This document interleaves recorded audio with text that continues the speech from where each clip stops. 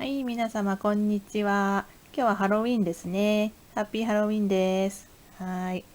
このかぼちゃのベッドの上にクロちゃんが寝てます。ハロウィンといえば黒猫ですね。見えますか？ちょっと黒くてよく撮れないんですけども。はい。ハロウィンといえば黒猫でございます。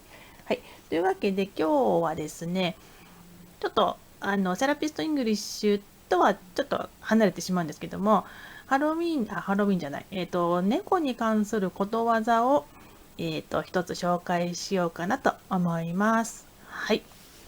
猫っていうのは、好奇心旺盛な動物ですよね。すぐこう、パーッと外に出てって、あちこちこう、いたずらっていうか、あっちこっち駆け回って、蜂の巣をつついたり、木によじ登ったり、そんなことを、クロちゃんが、昔してましたね。はい。もう今は完全に室内外ですけども、一時ちょっと外に出てた時があって、そんなこともありました。はい。そんなわけでですね、猫に関することわざ、好奇心に関することわざを今回はご紹介したいと思います。はい。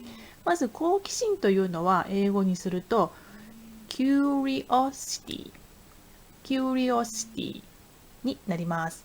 ちょっと聞き慣れないかもしれないんですけども、でこれを使ったことわざですね。はい、こちらです。こちらです。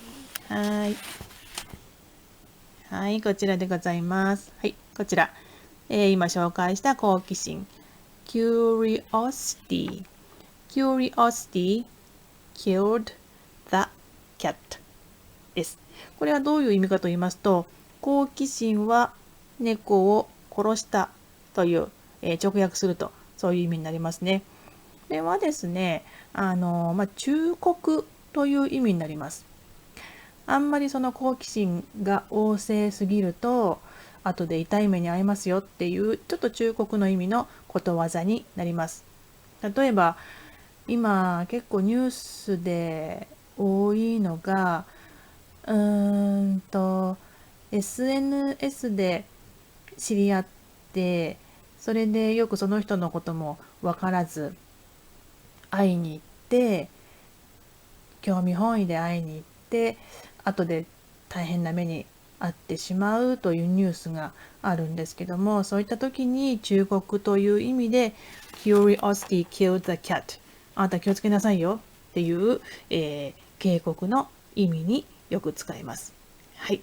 あんまり使う機会もないかもしれないんですけども、よく会話の中ではこれよく出てきてましたね。